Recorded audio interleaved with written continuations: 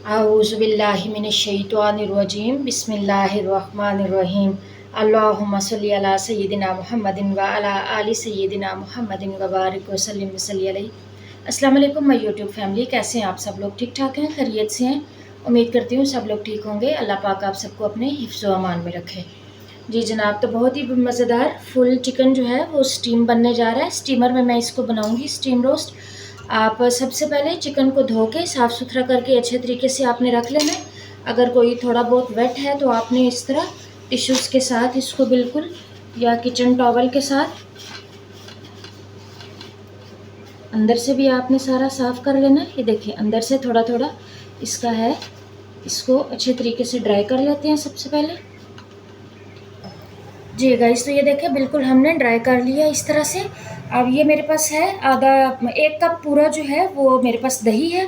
इसको अच्छे तरीके से बीट कर लेते हैं। बिल्कुल आपने ना वो जो गुठलियाँ होती हैं उनको ख़त्म कर लेना है। साथ मेरे पास जो स्पाइसेस हैं, बहुत ज़्यादा चीज़ें मैं जो है वो इस्तेमाल नहीं कर रही। सबसे मेन टिक्का मसाला, ठीक है। ये अगर खाली भी आप लगा लेना और साथ थोड़ा सा अदरक लहसुन का पेस्ट और इस तरह, तो भी ये ज़बरदस्त हो जाता है। टिक्का मसाला है, हल्दी पाउडर है, मैं इसमें आर्टिफिशियल कलर जो है वो यूज़ नहीं कर रही। नमक, गरम मसाला और ज़ीरा पाउडर है, ये खुश्क धनिया पाउडर है, और ये मेरे पास चाट मसाला है। इन सब चीज़ों को इधर इकट्ठा कर लेते हैं इस तरह से, और इनको मिक्स कर लेते हैं। जी गाइस, तो मैंने सारी चीज़ें फ़िलहाल हटा दी हैं। मेन चीज़ है इसको कट्स लगाना इस तरह से। छुरी आपके पास तेज़ होनी चाहिए। ये आ गया, ठीक है। ये ब्रेस्ट वाली साइड पे थोड़े ज़्यादा कट जो हैं वो लगेंगे, ताकि अच्छे से मसाला जो है हो जाए।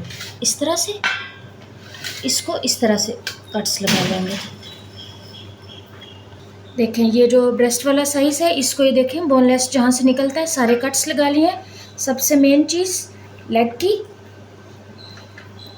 इसका ये जो जॉइंट होता है जहाँ से रेड रेड होता है, इसको रख के यूँ आपने इसकी हड्डी जो है वो इस तरह आपने तोड़ लेनी है। इधर से कट लगा लेना यूँ, दूसरी तरफ से भी हम इस तरह ही लगा लेते हैं।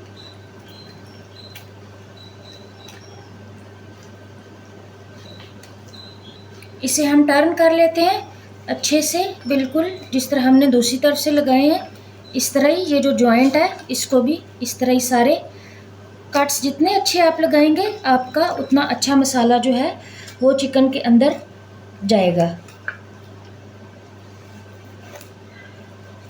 जी गाइस, तो कट्स इस तरह अच्छे से लग गए हैं। अदरक लहसुन का पेस्ट इधर ज़बरदस्त जो है थोड़ा फाइन करके आपने कर लेना है। अगर पाउडर हो तो वो भी ठीक है, लेकिन पाउडर से ज़्यादा जो है वो फ्रेश मुझे पसंद है, और इसका सही अच्छा टेस्ट और खुशबू भी आती है। गोश्त चिकन की स्मेल हमेशा ख़त्म होती है। इस तरह से सब कट्स में आपने अच्छे तरीके से लहसुन का पेस्ट जो है उसको सही मलना है अंदर तक। देखिए इस तरह से। जी गाइस, तो अदरक लहसुन का पेस्ट जो है वो लगा दिया है। 10-15 मिनट मैंने छोड़ भी दिया इसको। सारा जो ये वाला मिक्सचर है दही के साथ, इसको अच्छे तरीके से डालते हैं यूँ इसके ऊपर। बिल्कुल भी आपने ज़ाया नहीं करना। स्पैचुला की मदद से आप सही तरह बर्तन अपना साफ़ कर लें इस तरह से।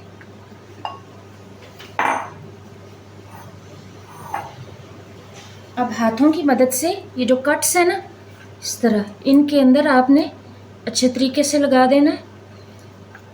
आगे पीछे ऊपर नीचे इसके अंदर जौन सा है इस तरह से सही मलना है आपने ना इसको, इस तरह अच्छे तरीके से सब कट्स में।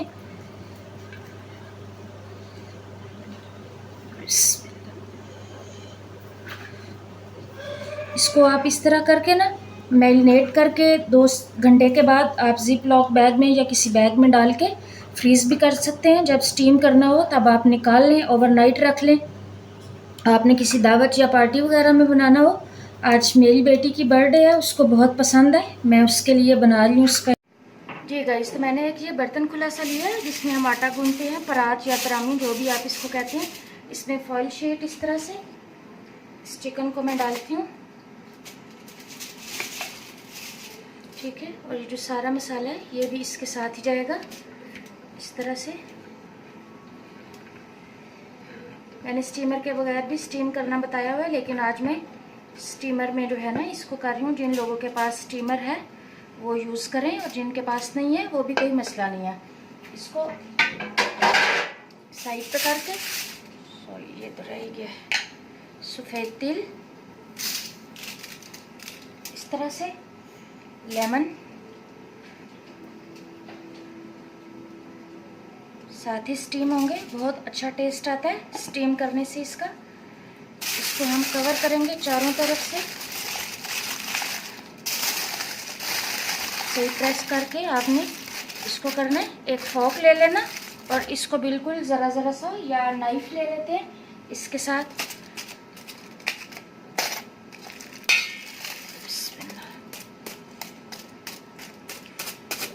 تاکہ اچھے طریقے سے پک جائے.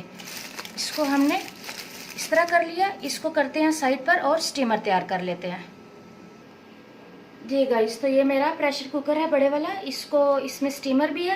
یہ دیکھیں آپ، جتنا یہ نشان ہے اس کے بالکل قریب قریب میں نے پانی جو ہے وہ اس میں شامل کر لیا ہے. شامل کریں گے 1 چمچ بھر کے نمک. کوئی چیز بھی آپ اسٹیم کریں تو آپ اس کو اس طرح خالی نہیں کریں، تو کھڑے گرم مسالوں کی بہت اچھی جو ہے وہ خوشبو پھر بیچ میں آتی ہے، کیونکہ میں نے ادھر نہیں ڈالا یہ ساری اسٹیم.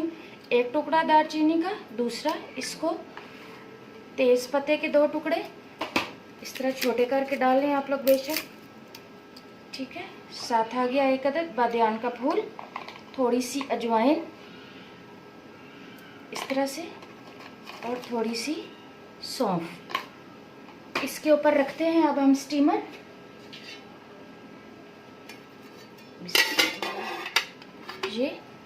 اور یہ اپنا چکن، اور اس کو میں کر دیتی ہوں جناب کور.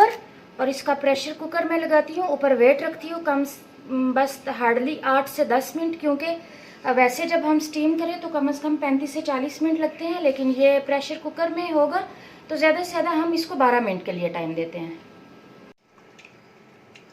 جی گائز، تو یہ دیکھیں میں نے اس کو کھولا ہے. ابھی بہت زیادہ گرم ہے. میں صرف آپ کو نا ٹنگ سے دکھاتی ہوں. یہ دیکھیں ادھر، یہ دیکھیں یہ وہ چکن کا حصہ ہے. یہ دیکھیں کس طرح ایک ایک ریشہ بالکل اس کا الگ ہو رہا ہے. اتنا سافٹ اور مزیدار، بہت پیاری خوشبو آ رہی ہے. بس تھوڑا سا ٹھنڈا ہو جائے پھر میں آپ کو اس کو ڈش آؤٹ کر کے دکھاتی ہوں. جی گائز، تو یہ دیکھیں میں نے ان کو مکس سبزی والے میں نے پلاؤ بنایا ہے، مکس ویجیٹیبل پلاؤ بنایا، اس کے ساتھ سرو کیا ہے. بہت مزیدار، بالکل جوسی، ٹینڈر اور بالکل سافٹ رسیلی جو ہے نا وہ بنی ہے بہت زیادہ. یہ دیکھیں میں نے پہلے بھی آپ کو دکھایا اس طرح سے. امید ہے آج کی ریسپی آپ کو پسند آئی ہوگی. یہ مت آپ سمجھنا کہ اس کو فرائی نہیں کیا تو یہ کچی ہے، نہیں، یہ ٹوٹلی اسٹیمڈ ہے. اس کو بالکل ہم نے وداؤٹ جو ہے نا وہ آئل بنایا ہے. ایک سنگل جو ڈراپ ہوتا ہے نا وہ بھی میں نے آئل کا اس میں استعمال نہیں کیا. ملیں گے انشاءاللہ نیکسٹ کسی اچھی سی ریسپی کے ساتھ. تب تک کے لیے اللہ حافظ و نگہبان.